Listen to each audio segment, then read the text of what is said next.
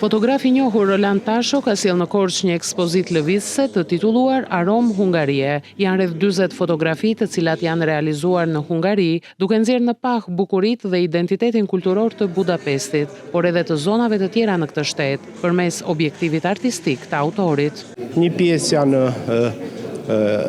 bukuritë e kryeqytetit të Hungarisë, të Budapestit, një pjesë janë diplomatët hungares të veshur me kostume shqiptare, që edhe unë kam një cikël me dashuri edhe e praktikoj për kohësh, dhe një pjesë e vogël janë dhe disa shqiptarë që jetojnë dhe punojnë në Budapest. Prezent është edhe Korça në këtë ekspozit, sepse një nga urët më të bukura që është jo vetëm në Budapest, por sipas meje edhe një nga urat më të bukura në Europë, është e financuar nga një korçar, ose voskopojar më saktë, nga Simon Sina.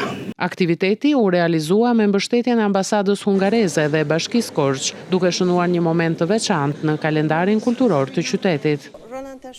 Roland Tasho është një mik i Hungarisë dhe një fotograf i madh shqiptar. Kjo është ekspozita e dytë që ne po organizojmë në vendin tuaj dhe shënon një bashkëpunim domethënës mes dy vendeve. Rolandi përpiqet të na shpjegojë ne se si shqiptarët jetojnë në Hungari dhe si hungarezët jetojnë në Shqipëri, ndërsa mundohet edhe të ndërtojë ura mes dy vendeve.